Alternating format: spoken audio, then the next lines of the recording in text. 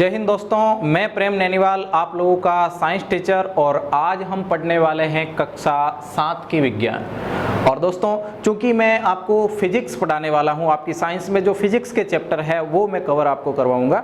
तो हम लोग शुरू करते हैं चैप्टर 13 जो कि फिजिक्स की शुरुआत है हमारी साइंस में। तो दोस्तों हमने चैप्टर जो 13 है वो शुरू किया है और वो चैप्टर है गति एवं समय, यानी गति के बारे में हम डिस्कस करेंगे और समय के बारे में डिस्कस करेंगे।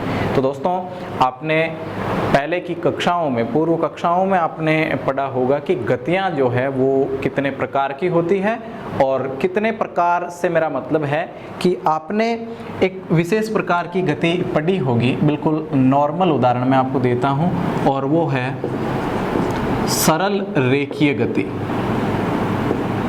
सरल रेखीय गति, ये हमने पहला गति का जो प्रकार है वो पढ़ा है। और दूसरा जो गति का प्रकार है वो होता है वर्तुल गति। वर्तुल गति, या इसे हम कह सकते हैं वर्ताकार पथ में गति।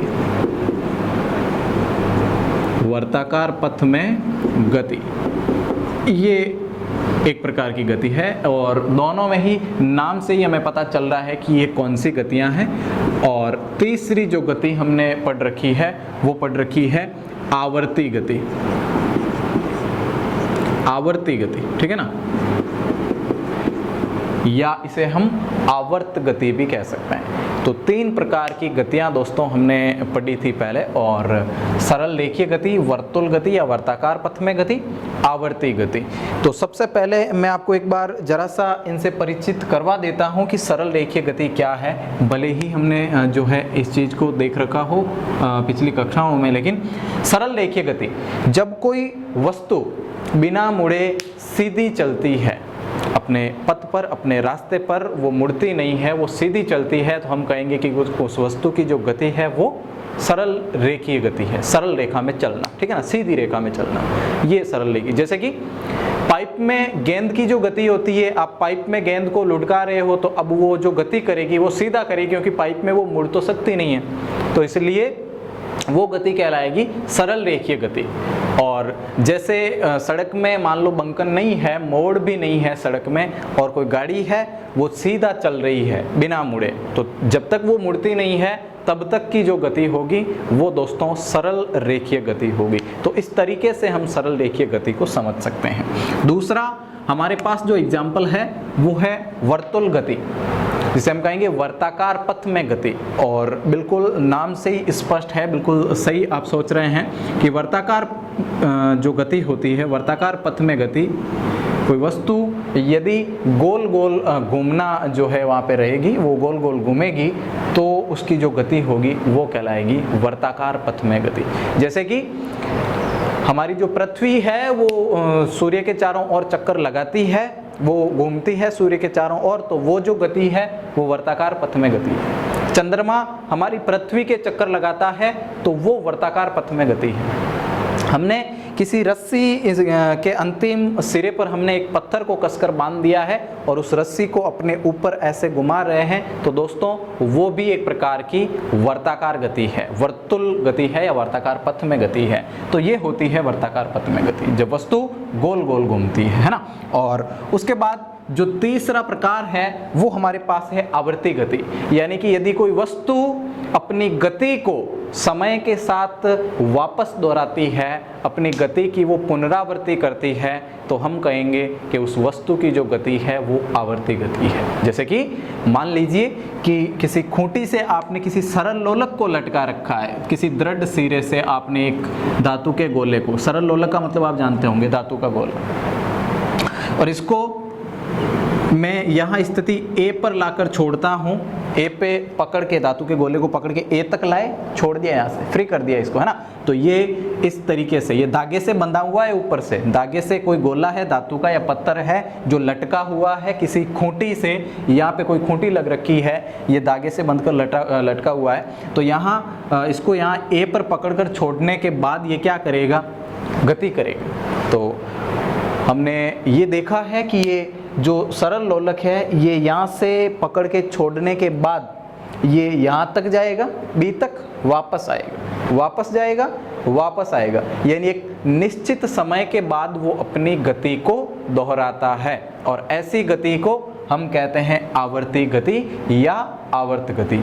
ऐसे बहुत सारे एग्जाम्पल हमारे दैनिक जीवन में भी हमें देखने को मिलते हैं, जैसे कि दीवार घड़ी का जो पेंडुलम होता है, तो दीवार घड़ी का पेंडुलम जैसे ही 1 घंटा पूरा होता है तो वो जो है अपने पेंडुलम को ऐसे आवाज़ के साथ, ध्वनि भी उसके साथ निकलती है और उसका पेंडुलम वो काम करता है। और जैसे कि 2 घंटे हो गए या जो है 11 घंटे हो गए, 11 बज रहे हैं, तो उस समय वो 11 बार अपने दोलन को दोहराता है, तो हम कहेंगे कि उसकी जो गति है दोस्तों वो गति एक प्रकार से आवर्ती गति है। तो ये हमारे सामने कुछ गतियाँ थी, लेकिन गति को हम मापेंगे किस तरीके से, ये बात भी हमारे लिए महत्वपूर्ण है। और उससे पहले ये भी महत्वपूर्ण है कि कब गति तेज होगी और कब गति मंद होगी, वो स्थिति भी हमारे लिए बहुत ज़्यादा मायने रखती है। जैसे मैं अगर आप लोगों से बात कहूँ कि ये मैंने यहाँ पे हेडिंग डाल दी है, मंद व तीव्र गति, तो बिल्कुल बात स्पष्ट है, बिल्कुल सही जा रहे हैं आप कि मंद का मतलब हो गया कि गति का धीमे होना और तीव्र का मतलब हो गया गति का तेज होना, मंद और तीव्र गति।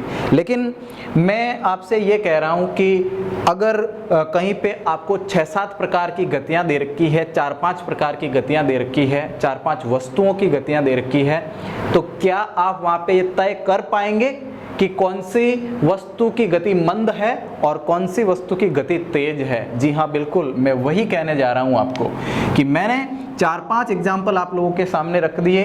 4-5 एग्जाम्पल का मतलब मैंने आपको पहला उदाहरण दे दिया कि झूले की गति, ये लीजिए झूले की गति। मैंने आपको एक और एग्जाम्पल दे दिया और वो दे दिया मार्च पास्ट करते सैनिक, मार्च पास्ट करते सैनिक। मैंने एक और एग्जाम्पल आप लोगों को दे दिया और वो एग्जाम्पल है कार की गति, कार की गति। चलिए एक और एग्जाम्पल मैंने दे दिया और कहा कि बस की गति,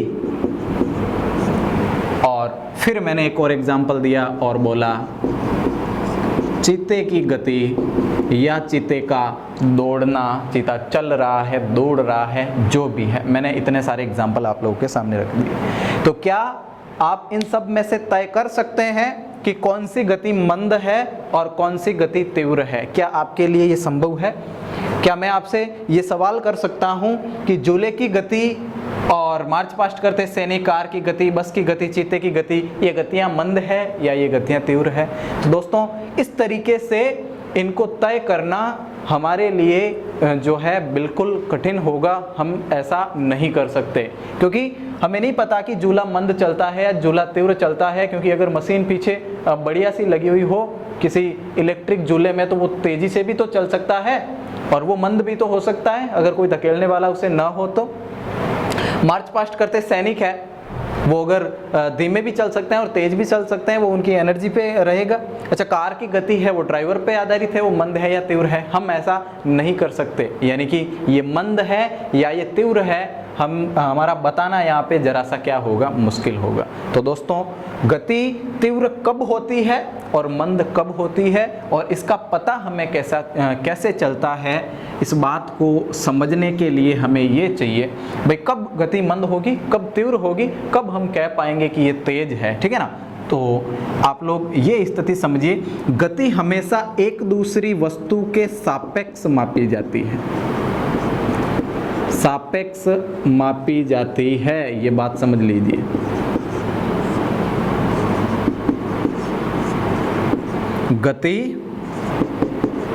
गति सदैव एक दूसरे के सापेक्ष मापी जाती है। मैंने ये आपको बोल दिया, बोलोगे क्या है? सुन लीजिए कि गति सापेक्ष किस तरीके से मापी जाती है। गति को मंद या तेज बताने के लिए किसी दूसरी वस्तु के सापेक्ष हम उसकी गति को आंकेंगे। किसी दूसरी वस्तु के सापेक्ष से मेरा मतलब है कि किसी अन्य वस्तु से तुलना करनी पड़ेगी। तुलना करने से मेरा मतलब है कि एक एग्जाम्पल मैंने आपको दे दिया जो आपने पढ़ रखा होगा, कहानी कछुआ व खरगोश। अब मैंने अगर आपसे ये सवाल किया कि कौन से की गति तीव्र है और किसकी मंद है, तो आप फटाक से कहेंगे कि सर खरगोश की जो गति है वो तीव्र है और कछुए की जो गति है वो क्या है, मंद। तो मेरा कहने का मतलब सिर्फ इतना सा है कि गति मंद है या तीव्र है, गति को मापना या गति को मंद या तीव्र के बारे में बताना तभी संभव होगा जब उसकी आप किसी अन्य वस्तु के साथ क्या करेंगे, तुलना करेंगे। अन्य वस्तु के साथ जब तुलना करेंगे तो पता चलेगा कि वो गति तीव्र है या वो गति उसके बजाय क्या है, मंद है। अच्छा, सड़क पे दो गाड़ियां दौड़ रही है सड़क पे, और एक दूसरी के सापेक्ष यदि आपसे गति पूछे तो आप बिल्कुल बता सकते हैं कि ये तेज है और ये मंद है, ठीक है ना। किस तरीके से दो गाड़ियां चल रही है, आप उन्हें लगातार देख रहे हो और जब तक वो 100 मीटर की दूरी तय करती है तब तक आप देख रहे हो, तो 100 मीटर का एरिया काफ़ी होता है गति मापने के लिए। उस 100 मीटर में आप गाड़ी को देख लोगे कि ये तेज चल रही है, ये तीव्र गति कर रही है और ये मंद गति कर रही है। अच्छा, एक दूसरे के सापेक्ष मापा जाना है। अगर एक ही गाड़ी देवे, आपको बैठा दे और बोले ये तीव्र चल रही है या मंद चल रही है, तो मुश्किल होगा। तो गति का तीव्र या मंद होना वो एक दूसरे से तुलना करने पर हमें पता चलता है। मैं एक छोटा सा एग्जांपल इसे समझाने के लिए आपके सामने और रखता हूं, और वो ये है, मैंने आपसे पूछ लिया कि दोस्तों बताइए ये लाइन जो है वो छोटी है या बड़ी है, ये लाइन छोटी है या बड़ी है। तो आप कहोगे सर कैसे बताएं छोटी है या बड़ी है, जरा मुश्किल है, ठीक है ना। जैसे मंद और तीव्र को बताना मुश्किल है, वैसे मैंने पूछ लिया कि ये लाइन है, क्या ये लाइन छोटी है या ये लाइन बड़ी है, बताइए, तो आपको बताना मुश्किल होगा। लेकिन मैंने एक लाइन और खींच दी और अब पूछा कि बताइए ये लाइन छोटी है या बड़ी है, तो आप तुरंत कहोगे कि सर ये लाइन छोटी है और ये लाइन क्या है, बड़ी है। तो कहने का मतलब दोस्तों सिर्फ इतना हुआ कि छोटा या बड़ा होना एक दूसरे से तुलना करने पर पता चलता है। ये इससे छोटी है और ये इससे क्या है, बड़ी। तो तुलना करने पर हमें छोटी बड़ी का जैसे अनुमान होता है, ठीक उसी तरीके से दो वस्तुओं की गति की तुलना करने पर हमें गति का मंद या तीव्र होने का पता चलता है। तो बस ये बात थी मंद और तीव्र को जानने के लिए। अब मैं एक छोटे से शब्द से आपको परिचित करवाना चाहता हूँ, और वो शब्द ये है, वो शब्द है मेरे पास चाल। वो शब्द है मेरे पास चाल। दोस्तों ये चाल एक ऐसी राशि है जिसके द्वारा हमें गति के मंद या तीव्र होने का अनुमान हो सकता है। ये चाल एक ऐसी राशि है जिसे मंद या तीव्र होने का अनुमान हो सकता है। चाल के द्वारा हम किसी वस्तु की गति का मापन कर सकते हैं, गति को आंक सकते हैं कि वो कितनी है, ठीक है ना। तो ये होती है आपकी चाल। मैंने बोल दिया कि बस है एक और वो 1 घंटे में 40 किलोमीटर की दूरी तय करती है, 40 किलोमीटर चलती है 1 घंटे में। तो दोस्तों अब तो बिल्कुल आसान हो गए, हम बता सकते हैं कि कौन सी गति तीव्र है और कौन सी मंद है। जैसे कार 1 घंटे में 60 किलोमीटर यदि वो जा रही है, 1 घंटे में 60 किलोमीटर जा रही है, लेकिन ये तो 1 घंटे में 40 ही किलोमीटर जाती है। मतलब साफ हुआ कि इसकी गति क्या रही होगी, तेज रही होगी, तीव्र रही होगी, और इसकी गति क्या रही होगी, मंद। फिर बोलोगे चाल कहाँ से आ गया, तो दोस्तों इसी को हम क्या कहते हैं, वस्तु की चाल। तो वस्तु की चाल से या किसी वाहन की चाल से हम ये निर्धारित कर सकते हैं कि उसकी गति तीव्र है या उसकी गति क्या है, मंद। तो आप बिल्कुल ऐसा करेंगे, 1 घंटे में 60 किलोमीटर यानी 60 किलोमीटर प्रति घंटा उसकी जो चाल है, 60 किलोमीटर प्रति घंटा की उसकी रफ्तार है, और वही है ये चाल। और इस चाल के द्वारा हम मंद या तीव्र होने का अनुमान लगा सकते हैं। तो इस तरीके से दोस्तों ये थी मंद और तीव्र गति के बारे में। अच्छा, यहाँ हमें चाल याद आई गई है, तो थोड़ी सी जानकारी चाल के बारे में भी हमें ले लेनी चाहिए कि वस्तु की चाल क्या है। दोस्तों वस्तु की चाल हम जान गए कि प्रति घंटा उसकी जो रफ्तार होती है, उसकी जो स्पीड होती है, वो उसकी चाल कहलाती है। लेकिन क्या ये इसकी परिभाषा हो सकती है? नहीं ना। तो ये इसकी परिभाषा नहीं हो सकती है। हमें चाल की परिभाषा किस तरीके से लिखनी होगी, तो आइए जानते हैं कि चाल की परिभाषा हम कैसे देंगे। दोस्तों चाल को C से रिप्रेजेंट करते हैं, ये बात आप समझ लीजिए, ठीक है ना। और चाल की परिभाषा है कि एकांक समय में, समय की एक छोटी इकाई में वस्तु के द्वारा तय की गई जो दूरी है वो उसकी क्या कहलाती है, चाल। एकांक समय में वस्तु द्वारा तय की गई जो दूरी है वो वस्तु की चाल कहलाएगी, ठीक है ना। वो एकांक समय में, समय को एकांक मान लेना, यानी अगर घंटे में समय को माप रहे हो तो एक घंटे में वस्तु कितना चल पाती है वो उसकी चाल होगी। और दूसरा, यदि आप समय एकांक ले रहे हो और समय यदि सूक्ष्म ले रहे हो, मान लीजिए कोई छोटी चाल आपको मापनी है, वहाँ पे छोटी दूरी है, तो वहाँ पर आप क्या करोगे, सेकंड में समय को मापोगे, तो एक सेकंड में वस्तु कितना जो है लंबा रास्ता तय कर पाती है वो उसकी क्या कहलाएगी, चाल।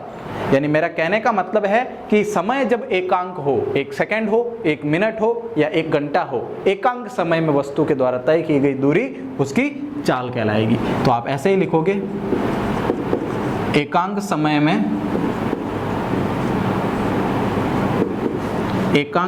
में वस्तु द्वारा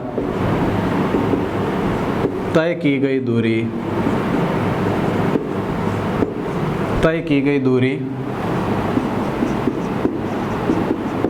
उस वस्तु की चाल कहलाती है। उस वस्तु की क्या कहलाती है दोस्तों, चाल कहलाती है। अब ये चाल जो है उसको हम c से रिप्रेजेंट करते हैं। और चाल किस तरीके से आप उसे लिखते हो, यदि कोई कार है मान लो, और वो कार, यदि कार एक घंटे में 40 किलोमीटर की दूरी तय करती है, तो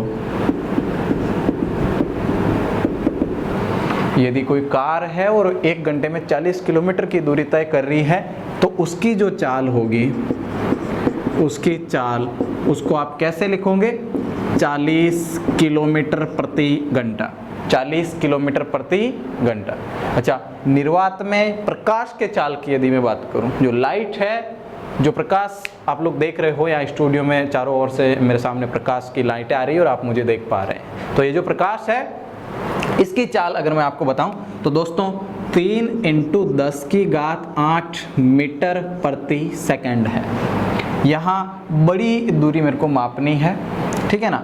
तो मैं यहाँ पे कार के लिए चूंकि मापना है तो कार को मीटर प्रति सेकंड, सेकंड वाइज मापना ये बिल्कुल बुद्धिमानी वाली बात नहीं होगी, तो इसलिए हम 3 × 10⁸ मीटर प्रति सेकंड, यहाँ पे किलोमीटर प्रति अगर हम इसको जो है मानते हैं, और इसको 3 × 10⁸ मीटर प्रति सेकंड। तो चाल को आप इस तरीके से भी रिप्रेजेंट कर सकते हैं और इस तरीके से भी रिप्रेजेंट कर सकते हैं, लेकिन चाल मूल जो मात्रक है वो क्या है, मीटर प्रति सेकंड, ठीक है ना।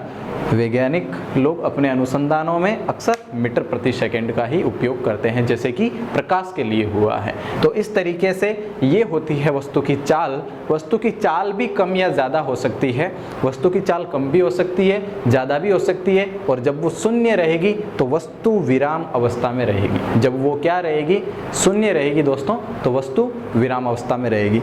अब मैं आपको एक छोटी सी बात और बताने वाला हूँ। ये प्रकाश की चाल थी निर्वात में, लेकिन यदि आपको कहीं पे चाल निकालनी है, चाल निकालने का कह दिया जाए, तो चाल C का जो फॉर्मूला होगा वो क्या होगा दोस्तों, वो होगा वस्तु द्वारा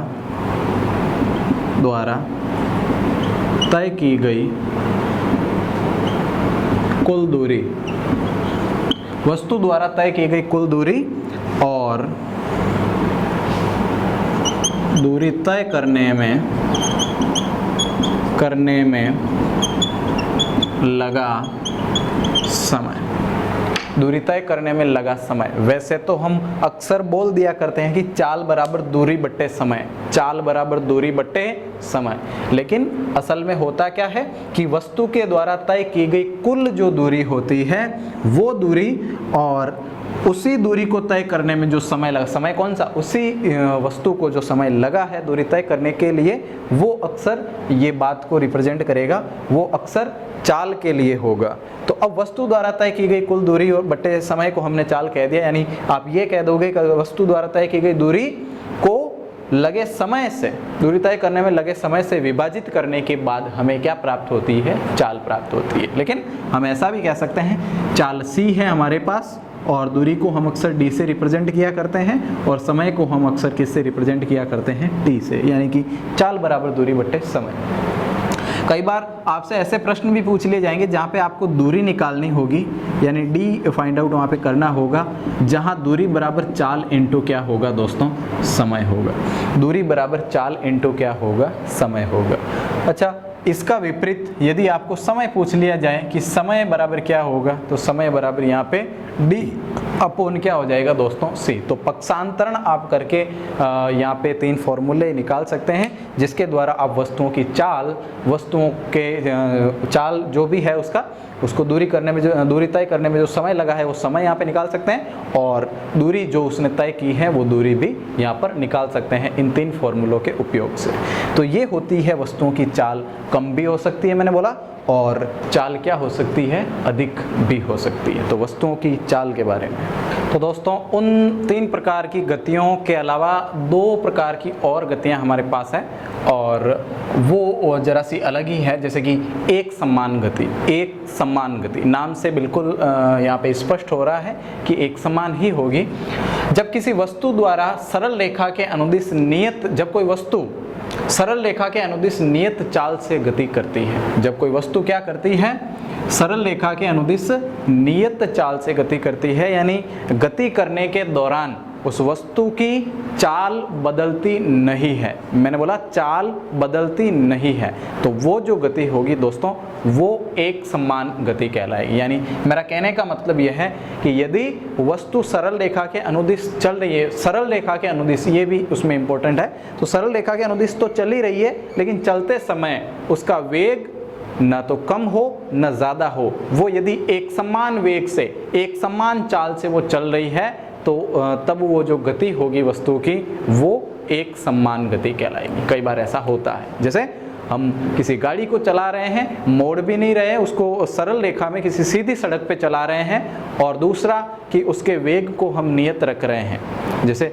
40 किलोमीटर प्रति घंटा की रफ्तार से वो चल रही है, तो उसको उसी रफ्तार से हम चलाते, ना तो धीमे करते हैं न तेज़ करते हैं, उसको उसी रफ्तार से जब तक चला रहे होते हैं तब तक की जो गति होती है दोस्तों वो एक समान गति कहलाती है। ठीक है ना। उसके बाद असमान गति, एक समान का जस्ट उल्टा, जैसे कि असमान गति, जब किसी वस्तु की गति सरल रेखा के अनुदिश हो परंतु उसकी चाल परिवर्तित होती रहती है, उसकी चाल बदलती रहती है, कभी कम हो जाती है कभी ज़्यादा हो जाती है, तो वो जो गति है वो असमान गति कहलाती है। एक कहानी असमान गति से मेरे को याद आ रही है दोस्तों, कि जो हम चाल शब्द काम में लेते हैं, जो ये चाल शब्द काम में लेते हैं, देखिए मैंने एक छोटा सा एग्जाम्पल आपको देना है। वो कौन सा देना है कि एक कार है आपके पास, और वो कार गति कर रही है, मान लीजिए 50 किलोमीटर प्रति घंटा की रफ्तार से। वो 50 किलोमीटर प्रति घंटा की रफ्तार से जो है चल रही है, या मैं आपसे कुछ यूँ कह लूँ कि ये कार जो है, ये कार वो 1 घंटे में कितने किलोमीटर तय करती है, ये मैंने सिंपल शब्दों में इसको लिख दिया। एक कार है जो 1 घंटे में 50 किलोमीटर की दूरी तय करती है, तो इसका मतलब उसकी चाल क्या रही होगी, उसकी चाल क्या रही होगी दोस्तों, चाल रही होगी इन 50 किलोमीटर चलने के दौरान वो कार कभी 40 की स्पीड से चली होगी, 40 किलोमीटर प्रति घंटा की स्पीड से चली होगी, कभी 60 की स्पीड से चली होगी। तो हम ऐसा कह सकते हैं कि जब कार 1 घंटे में 50 किलोमीटर तय इसने किया है, तो इन 50 किलोमीटर के दौरान ये जरूरी नहीं है कि वो नियत चाल से चली होगी, वो ज़्यादा चाल से भी बीच में कहीं जंप आ गया, मान लो धीमे हो गई, कहीं तेज भी हुई होगी। तो इसलिए हम कह सकते हैं कि ये जो चाल है, ये चाल, इस चाल शब्द को हमें अगर हम इस तरीके से इसको लिखते हैं कि औसत चाल, तो दोस्तों काफ़ी अच्छा रहेगा। और ये असल में औसत चाल ही होती है। जब वस्तु 1 घंटे में 50 किलोमीटर तय करती है, गाड़ी 1 घंटे में 50 किलोमीटर तय करती है, मतलब कि वो गाड़ी 1 घंटे में 50 किलोमीटर जा रही है, ठीक है ना, और यदि वो चलने के दौरान कहीं पे कम भी हुई होगी, कहीं पे तेज़ भी हुई होगी, ऐसा हुआ होता है ना, तो हम कह सकते हैं कि राउंड फिगर यानी कि लगभग जो उसकी चाल है वो रहेगी, और तब हम कहेंगे औसत चाल। कहीं पे 40 हो गई, कहीं पे 60 हो गई, कहीं पे 40 हो गई तो कहीं पे क्या हो गई 60। मतलब हम कह सकते हैं कि उसको अगर जोड़ के हम भाग लगाएं, राशियों का योग बट्टे राशियों की संख्या करें तो उसका औसत निकल के आएगा हमारे पास, और वो चाल जो होगी उसे हम कहेंगे औसत चाल। तो ये होती है औसत चाल। असल में इसे औसत चाल कहना चाहिए, लेकिन हम लोग चूँकि चाल शब्द ही बार बार प्रयोग करते हैं और बोलना आसान भी होता है, इसलिए इसे हम क्या कहते हैं चाल, लेकिन होता क्या है औसत चाल। तो ये कहते हैं औसत चाल के लिए, और औसत चाल के लिए फिर वही फॉर्मूला हम कहेंगे कि वस्तु के द्वारा तय की गई कुल दूरी बट्टे उस दूरी को तय करने में जितना समय उसको लगा है वो समय, तो कुल मिलाकर के हमारे पास क्या आ जाएगी, चाल आ जाएगी। तो इस तरीके से आज के इस वीडियो में दोस्तों हमने जाना कि गति क्या होती है, कितने प्रकार की होती है, और उसके अलावा चाल क्या है, किस तरीके से उसको मापा जाएगा, मीटर प्रति सेकंड उसका जो मूल मात्रक है वो रहेगा, चाल की परिभाषा क्या है, ये सब चीज़ें आज हमने जानी है।